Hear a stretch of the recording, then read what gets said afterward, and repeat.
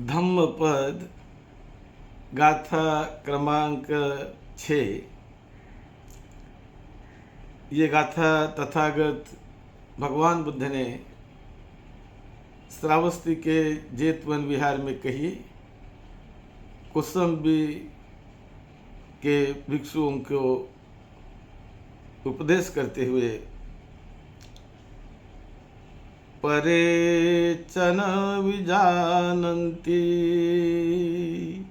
मयमित्थं यमामसे ये च तत्थं विजानन्ति ततो सम्मन्ति मेधगा।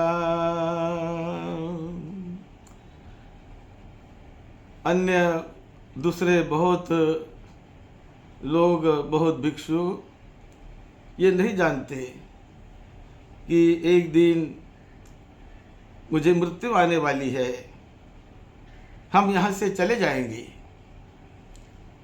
हमें यहाँ से सब कुछ छोड़कर एक दिन जाना ही पड़ता है। ऐसा नहीं जानने के कारण बहुत सारे दूसरे लोग अपने मन में वैर को, द्वेष को बिठाते हैं। मैं मेरा, तू तेरा, और ऐसे अहंकार को जताकर किसी बात को लेकर वो विवाद करते हैं, एक दूसरे को नीचा ऊंचा दिखाने का प्रयास करते हैं। तो ऐसे ही कौशाम्बी के भिक्षुओं ने उन लोगों में किसी एक मुद्दे पर लेकर विवाद हो गया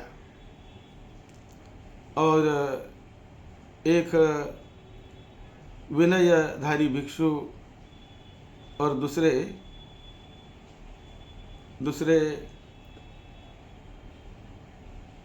विपश्यनाधारी भिक्षु, विनयधारी भिक्षु और धम्मकथिक भिक्षु, इनमें थोड़ा विवाद हो गया। विवाद होने से इतना झगड़ा बढ़ गया कि दोनों गुरु में विवाद हुआ, गुरु के बाद उनके शिष्यों में विवाद हुआ और दो ग्रुप हो गए।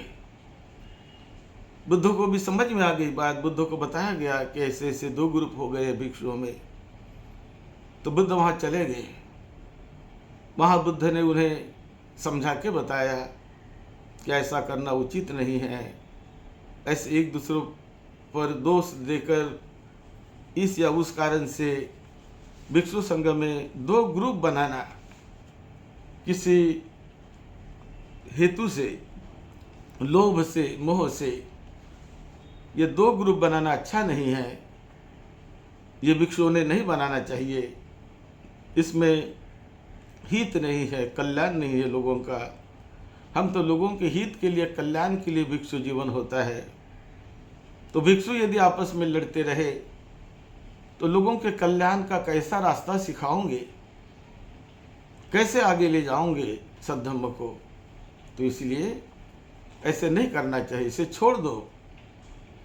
लेकिन बुद्ध की बात भी वो नहीं माने। बुद्ध ने समझाया उन्हें, कहीं उदाहरण देकर समझाया, लेकिन फिर भी उन लोगों ने बात को नहीं माना।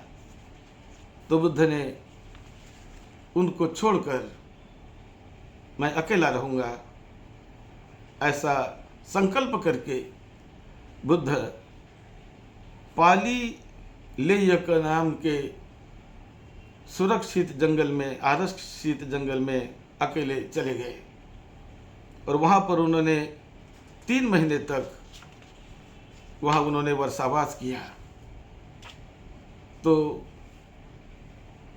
पाली लेयक जंगल में रहते समय एक हाथी नाग राजा, उन्होंने जब बुद्ध को देखा कि बुद्ध एक पेड़ के नीचे बैठे हैं और यहाँ वो अपना संकल्प करके वर्षावास करने का उन्होंने तय किया है, तो इस हाथी ने भी किया संकल्प कि मैं बुद्ध की सेवा करूँगा। वो भी अपने ग्रुप को छोड़कर उस जंगल में आया था और उन्होंने भी बुद्ध की सेवा की। बुद्ध को फल ला कर देना, कुछ खाद्य भोज्य वस्तु को ला कर देना।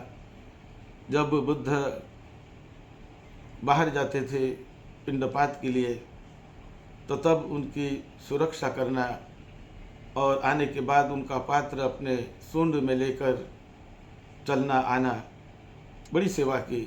नहाने के लिए पानी भी गर्म किया कर देते थे और बुद्ध को नहाने के लिए वो कहते थे और जो सेवा वो कर सकते करने लगे। उन्हें देखकर वहाँ पर रहने वाला एक बंदर, उन्हें भी बड़ी प्रेरणा जगी कि हाथी बुद्ध की सेवा कर रहा है, मैं भी करूँगा, मैं कैसे सेवा कर सकता हूँ। तो भी फल लाकर बुद्ध को देता था और एक दिन उसने एक हनी कोम यानी मधु की वो डाली को देखा जहाँ मधु था, मक्खियों ने बनाया हुआ। वो मधु को लेकर, डाली को लेकर उसे साफ सुथरा करके मक्खियाँ वगैरह सब हटाकर बुद्ध के सामने रखा और बुद्ध ने वो मधु यानी हनी उसका उन्होंने बुद्ध ने ग्रहण किया। और जब ये बंदर को भी बड़ा अच्छा लगा कि मेरा दिया हुआ दान बुद्ध ने ग्रहण किया, बड़े आनंद में आकर जहाँ वहाँ कूदने उछलने कूदने लगा। बहुत आनंद। ऐसा करते करते एक डाली, पेड़ की डाली टूट गई, एक खूंटे पर गिरी और वहाँ उसको मृत्यु भी हो गई। तो मृत्यु के बाद ये बंदर भी बड़े अच्छे ऊंचे देवता लोक में आनंद के साथ मरने के कारण वो पैदा हुआ। हाथी की भी मृत्यु बाद में बुद्ध के जाने के बाद होती है। 3 महीने के बाद जब लोगों ने भिक्षुओं को समझाने का प्रयास किया, वो समझ नहीं रहे थे, तो लोगों ने भिक्षुओं को दान देना बंद कर दिया कि ऐसे भिक्षुओं को हम दान नहीं देंगे, उनका हम सम्मान नहीं करेंगे। जो बुद्ध के बात को नहीं मानते हैं, जो विनय को नहीं मानते हैं, उन्हें हम दान नहीं देंगे। तो लोगों ने संकल्प करने के बाद दान देना जब भिक्षुओं का उन्होंने बंद किया तो भिक्षु सब भी इकट्ठे आ गए। उन्होंने कहा कि ऐसा करना ठीक नहीं है, बुद्ध के हम शिष्य हैं, हमने बुद्ध को मानना चाहिए, उनकी बात का सम्मान करना चाहिए। और ऐसा करके उन्होंने संकल्प करके माफ़ी मांगने के लिए बुद्ध के पास गए। उन 500 भिक्षुओं ने जो 2 ग्रुप में बटे हुए थे, बुद्ध के पास जाकर माफ़ी मांगी। आनंद उसको वहाँ ले गए और माफ़ी मांगकर फिर दोनों ग्रुप एक होकर अच्छी तरह वो धम्मों के रास्ते पर चलने लगे। तो बुद्ध के जीवन में घटी हुई ये कहानी है और उस समय तथागत बुद्ध ने ये गाथा कही है। और इस गाथा से हमें सभी ने बोध लेकर कि एक दिन हमें निकल जाना है, चले जाना है, सब कुछ छोड़कर हम जाते हैं। कपड़े लत्ते, धन दौलत, मकान आदि जो भी हम मेरा मैं ऐसा जो करते हैं, सभी को छोड़ के चले जाना पड़ता है। तो क्यों ना हम प्रेम से, मैत्री से रहे और एक दूसरे को सुख शांति बांटे, मंगल रास्ते पर चले तो कल्याणी होगा, मंगली होगा। यही इस गाथा का मतलब है। आप सबका मंगल हो, आपको निरोगत्व मिले, सुख शांति मिले।